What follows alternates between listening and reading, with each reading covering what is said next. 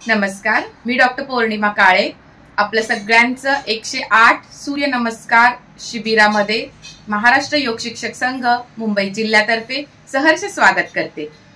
आपण सूर्यनमस्कार करणार आहोत, पण ज्या साधकांना गुडघेदुखी, कंबरदुखी किंवा जास्त वजन असल्यामुळे किंवा वय जास्त झाल्यामुळे जर सूर्यनमस्कार करायला जमणार नसतील तर तुम्ही चेअरवरती, खुर्चीवरती बसून सूर्यनमस्कार करू शकता।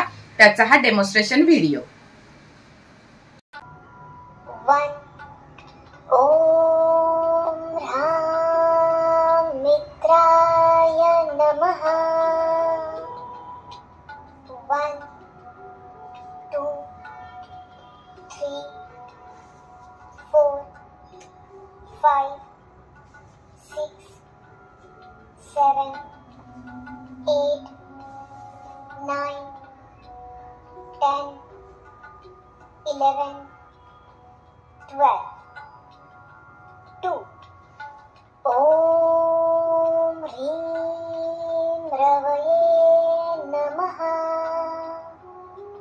1 2 3 4 5 6 7 8 9 10 11 12।